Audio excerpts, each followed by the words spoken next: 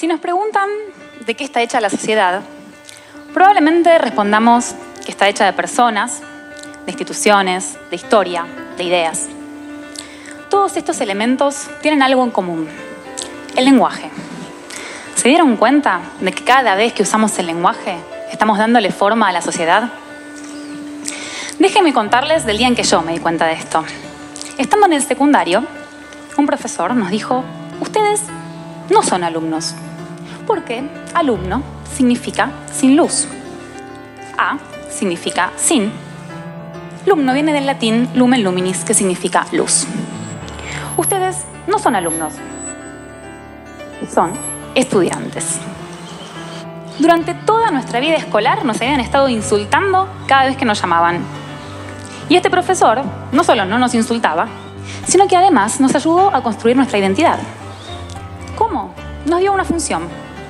Así como el amante ama y el dibujante dibuja, el estudiante estudia. Y nos pusimos a estudiar, solo para esa materia. Pero bueno, algo es algo. Fue un gran logro el de este hombre, que con solamente 2 palabras persuadió a un grupo de 30 sátrapas adolescentes de que se pusieran a estudiar. Estuvo muy bien. Muy bien, con la excepción de que alumno no significa sin luz. La palabra del latín significa alimentar. El alumno es el que se alimenta de conocimientos.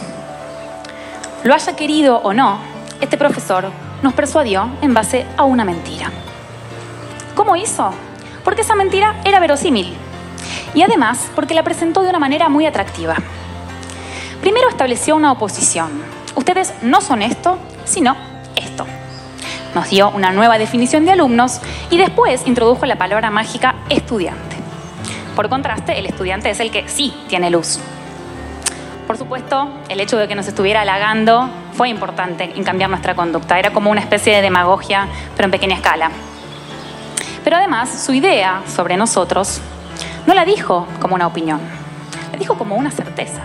Ustedes son esto. Entonces, introdujo una nueva escala de valores en la cual ser alumno era peor que ser estudiante. Es decir, estudiar te hace mejor persona. Así nos persuadió. Pero, ¿qué pasa si las palabras no se dirigen a un grupo de 30 personas, sino a uno de 100 o de 1000?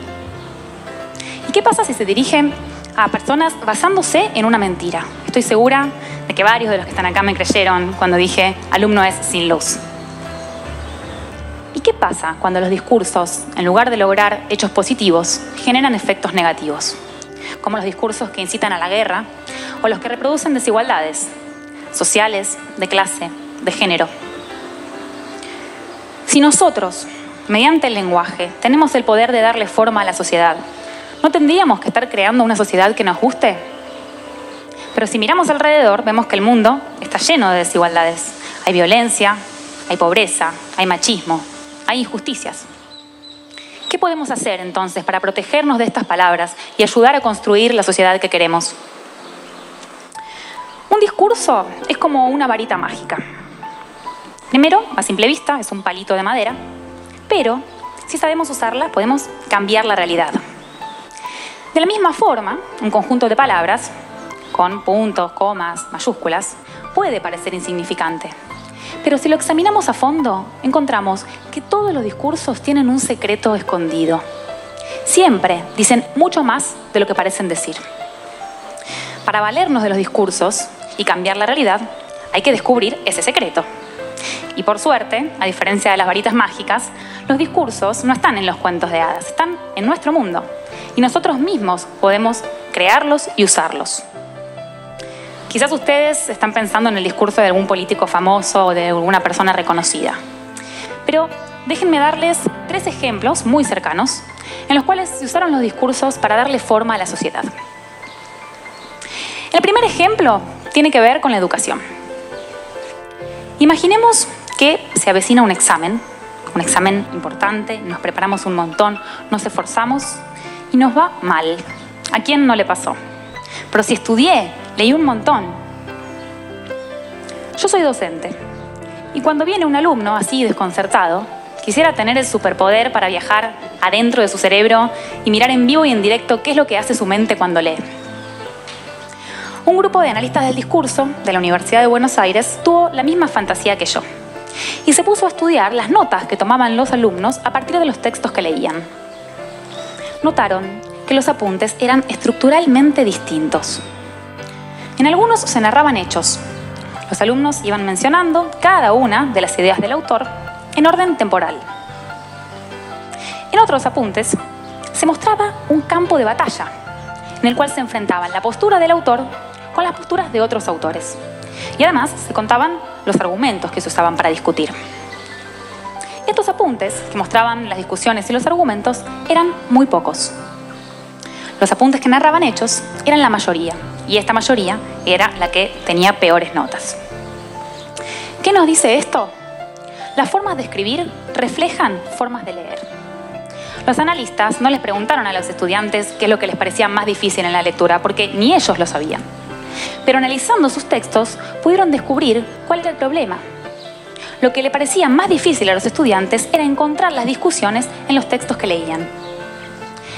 Entonces, los analistas propusieron nuevas maneras de enseñar a leer y a escribir en la universidad. Capacitaron a profesores de lectura y escritura, produjeron material nuevo que atendía a las dificultades y a las habilidades de los estudiantes para que ellos pudieran aprender a encontrar las discusiones en los textos y también a explicarlas por escrito. Además, desarrollaron talleres de lectura y escritura en el ingreso universitario que fueron reconocidos a nivel regional y que lograron una impresionante mejora en los estudiantes. Y estos investigadores, además, fueron convocados para el asesoramiento y la producción de material por instituciones públicas y privadas de todo el país, que hoy en día, gracias a estos estudios, están usando herramientas producidas a partir del análisis del discurso. Para el segundo ejemplo, les voy a pedir que me acompañen al siglo V a.C., al nacimiento de la retórica. En ese momento, en Sicilia, había dos tiranos que querían poblar la ciudad de Siracusa. Como eran tiranos, la ocuparon por la fuerza. Deportaron a sus habitantes, expropiaron casas y terrenos y se quedaron con todo. Después, cuando los tiranos fueron derrocados, se quería volver a la situación anterior. Pero en ese momento no había escrituras ni contratos de propiedad. ¿Quiénes eran los dueños originales de las casas?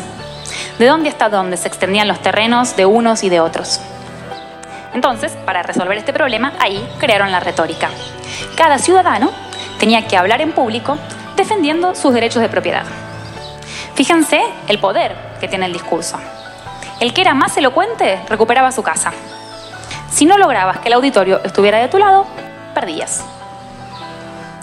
Hoy en día, aunque sí hay escrituras y contratos de propiedad, sigue habiendo disputas por este tipo de cosas. Hace poco, dos personas se asociaron para llevar adelante un negocio inmobiliario que consistía en construir un edificio y después explotarlo comercialmente. 4 años después, las personas se pelearon y fueron a juicio. Entre las pruebas del juicio había 5 documentos, todos a nombre de uno de los socios. Pero él decía que no, que eran propios solamente 2 documentos y que los otros 3 habían sido escritos por una persona que puso su nombre. Para determinar si esto era verdad o era mentira, el juez llamó a una analista del discurso y le pidió que estudiara cuáles eran las semejanzas y las diferencias entre los 5 textos para ver si era posible atribuirlos a un mismo responsable o no.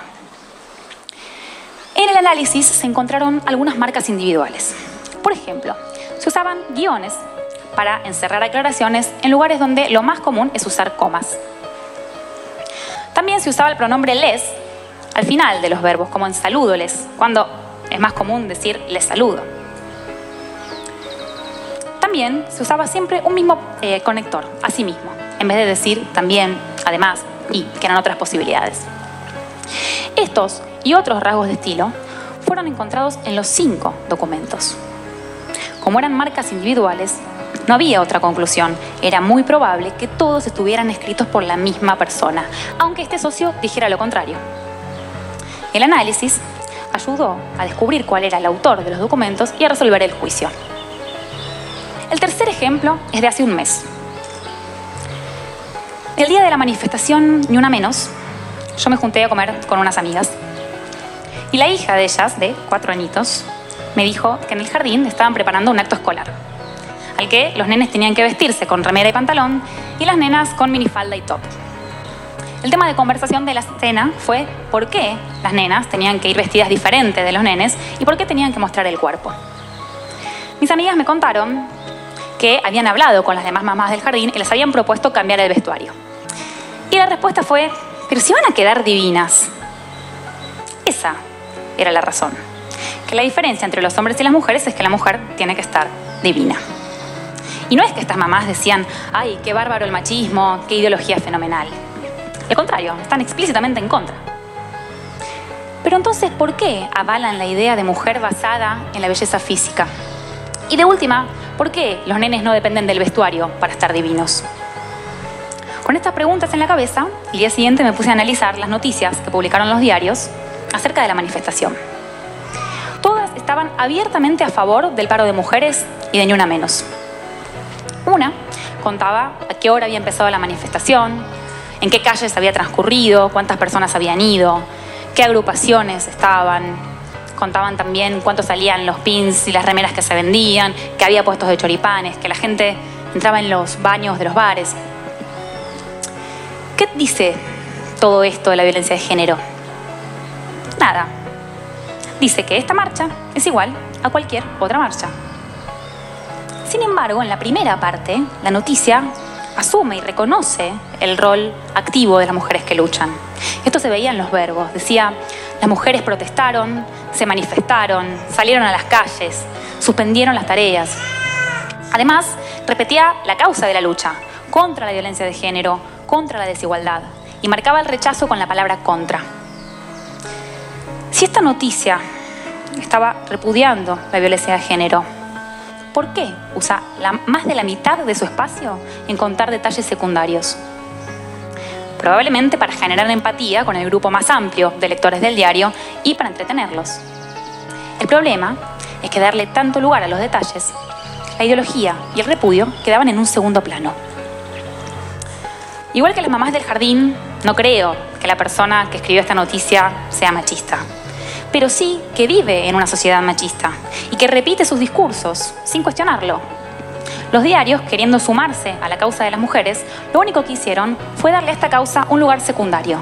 Y algunas incluso repetían esa postura que estaban pensando que estaban denunciando. Lo mismo hace tu vecina, cuando te pregunta si tu novio, varón, heterosexual, te ayuda con la casa.